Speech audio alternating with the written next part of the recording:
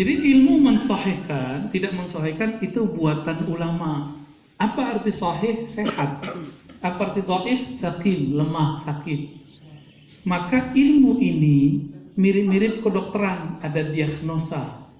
Kalau Pak Kiai datang ke seorang dokter, dokter nanya-nanya nggak? Habis dari mana, kemana, ketemu siapa? Oh, Bapak COVID. Gitu. Nah itu dia lagi nelusurin Pak, riwayat. Kita kemana aja. Maka dia cek, ini penyakitnya, nasabnya, silsilahnya, sanadnya sahih atau tidak. Kita datang lagi ke dokter yang kedua. Dokter itu bilang, enggak, ente negatif. Enggak ada. Oh berarti di dalamnya rusak, badannya mungkin lagi sakit. Berarti dua dokter bisa beda enggak? Ya. Apalagi dua ulama. Ya. Syekh Albani ini karena tidak berguru kecuali kepada satu ulama hadis, namanya Raghib At-Tabbagh, maka di Suriah beliau diusir oleh orang.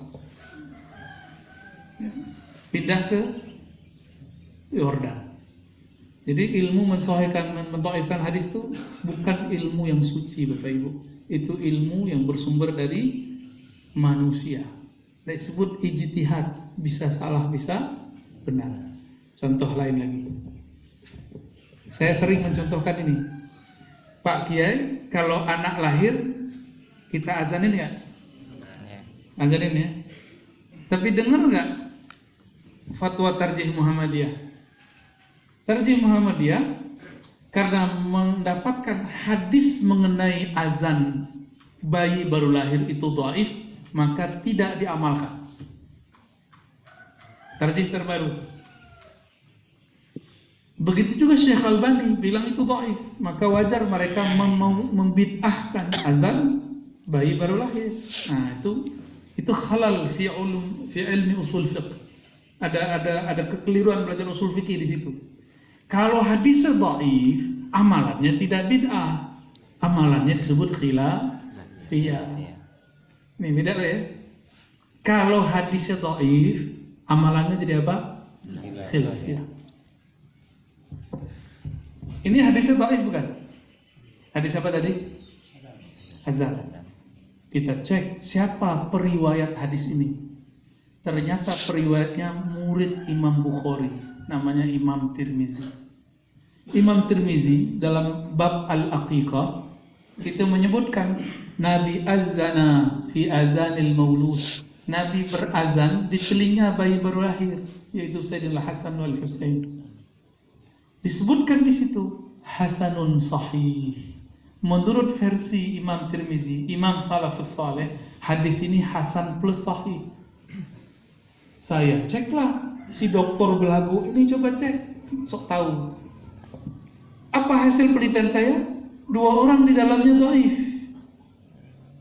Maka saya sering nanya, di Pekanbaru saya tanya orang, ini dokter ngomong dhaif nih sama Syekh Albani, Bapak ikut Imam Tirmizi atau ikut saya yang dokter? Ikut yang mana? Tirmizi aja, jangan ikut dokter. Dokter ini kan cuma satu bidang. Kalau Imam Tirmizi banyak bidang.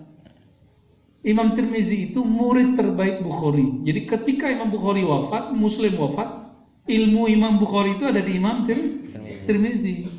Ketika dia mensahihkan, mendhaifkan, itu kekuatannya lebih kuat daripada yang lain. Ini contoh. Penelitian itu bisa beda. Gitu. Yang paling lucu sekarang baru hijrah 3 bulan udah berani bilang mengazankan bayi lahir bid'ah. Ya. Kita kasih kitab Tuhfatul Maulud karya imam dia. Nama imam dia siapa? Ibnu Qayyim Al-Jauziyah. Di kitab itu ada hukum tentang lahir. Tuhfatul Maulud namanya. Apa kata Ibnu Qayyim Al-Jauziyah, Imam Salafi? Dianjurkan, disunnahkan mengazankan bayi baru lahir. Dan repot lagi.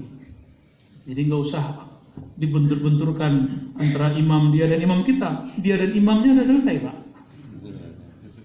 Itu contohnya ya. Ya itu gagah-gagahannya gitu, Pak ya. Sok-sokannya begitu. Tapi capek ngaji sok-sokan itu. Ya. Maka Bahsul Masail itu seru tapi melelahkan. Ya. Bahsul Masail itu melelahkan kenapa? Karena orang berlomba-lomba menunjukkan kepintarannya. di depan makhluk, dan itu capek. Ya. Kembali ke awal tadi. Berarti tawassul, hadisnya disepakati sahih oleh Albani. Cuma Albani bilang apa? Tawassul hanya boleh kalau orangnya hidup dan di depan kita. Kalau enggak namanya syirik. Berarti definisi orang yang ngerti bahasa Arab pun beda dengan orang yang mengerti bahasa Arab yang lain. Gitu ya.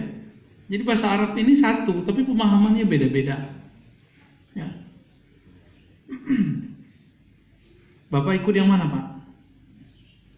Yang bilang syirik atau yang tidak bilang syirik? Ya, karena hobi ya. Atau jangan-jangan proyek berkat. Memang berkat tawassul itu. Setelah orang itu berdoa, dia usap matanya. Dia buka matanya langsung bisa lihat, Pak.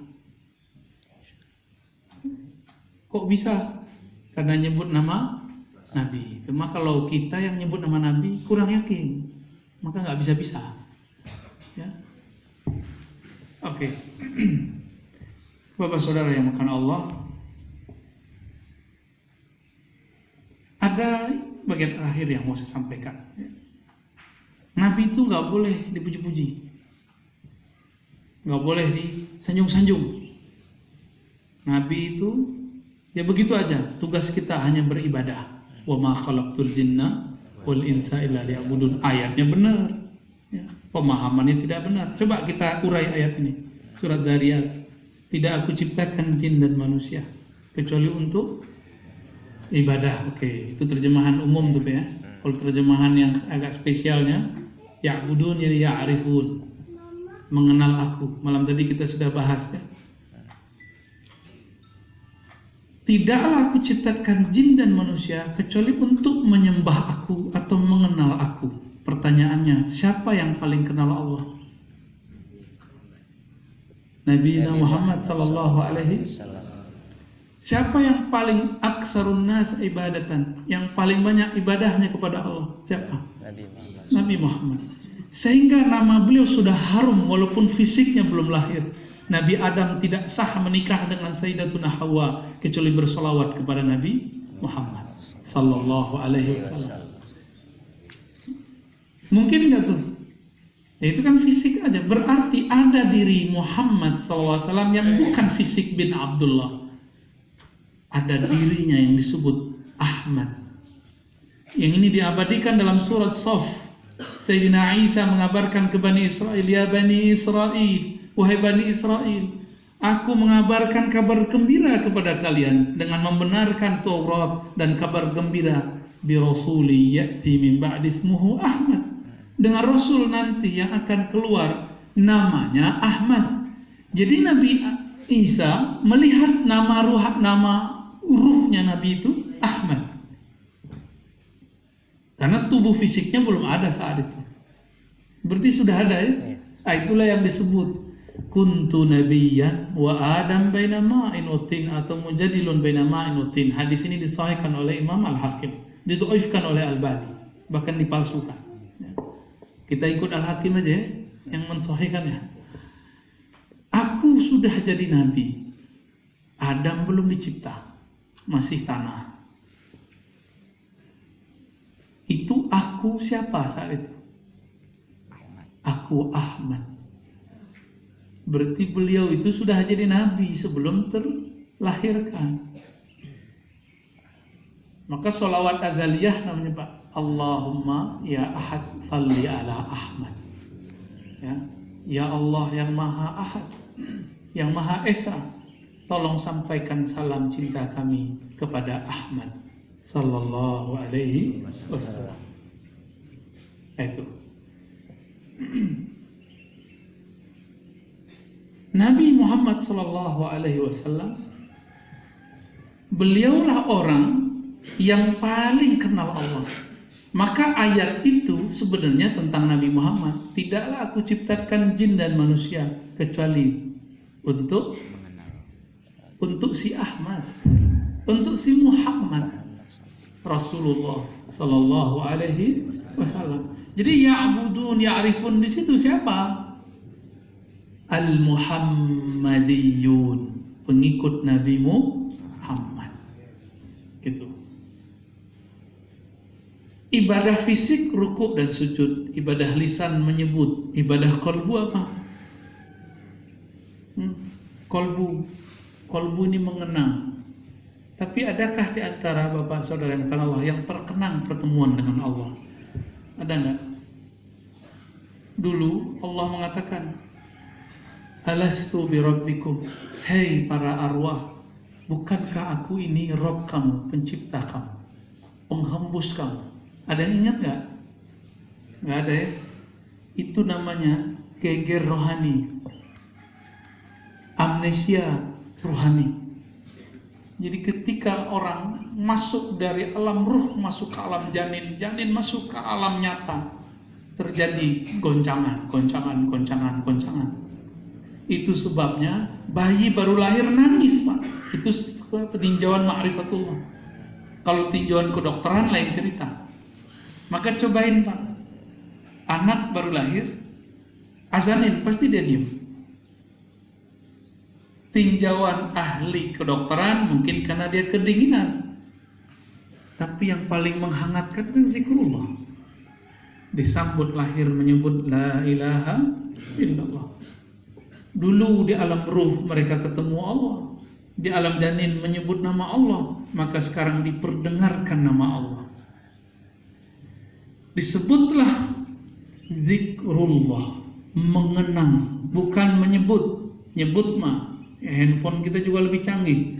Kalau sekedar menyebut, handphone kita duluan masuk surga, padahal buatan Cina. Ya? Gimana Pak? Kalau Apple, ada Apple ya, iPhone buatan Yahudi, ya, nggak ada urusannya sama surga, nggak ada juga urusannya sama neraka. Jika orang masuk surga karena hafalan, maka kaset-kaset mbah-mbah kita yang duluan masuk surga. Berarti bukan hafalan yang membuat orang masuk surga. Apa yang membuat orang masuk surga? Mengenang sesuatu yang dihafalkan itu. Contohnya gini, Bapak senang seseorang, tapi belum ketemu orangnya, cuma diceritakan kebaikannya. Buya Margutin. Saya cerita, Buya Margutin itu gini loh. Padahal orang sampingnya. Berarti menceritakan, menyebut-nyebut nama orang, berarti menunjukkan kita belum kenal dan hadir bersamanya. Padahal orangnya di samping saya. Ya. Karena kita nggak kenal, kita sebut-sebut. Kita nggak tahu dia siapa, kita sebut-sebut. Karena kita merasa jauh, kita kenang, dikenang-kenang, dikonang-konang ya. Tak konang-konang. Ya, betul itu istilahnya. Coba lihat ayatnya. Fazkuruni azkurkum. Sebutlah aku, ingatlah aku, kenanglah aku sebut engkau, aku kenang engkau. Saya mau tanya, duluan kita yang menyebut atau Allah yang menyebut?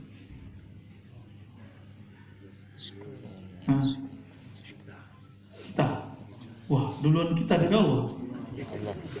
Maka belajar sifat dulu jadi wajib. Allah wujud hidam. Huwal awwalu wal akhiru wal zahiru wal batin. Dia yang maha awal, dia yang maha akhir. Enggak ada formulaannya. La yasbiquhul adamu. Tidak ada didahului oleh tiadaan. Maka kalau Allah disebutkan dalam Al-Quran, azkurkum, aku akan kenang dan sebut-sebut namamu. Allah menyebutnya dengan kekadiman dan azaliannya.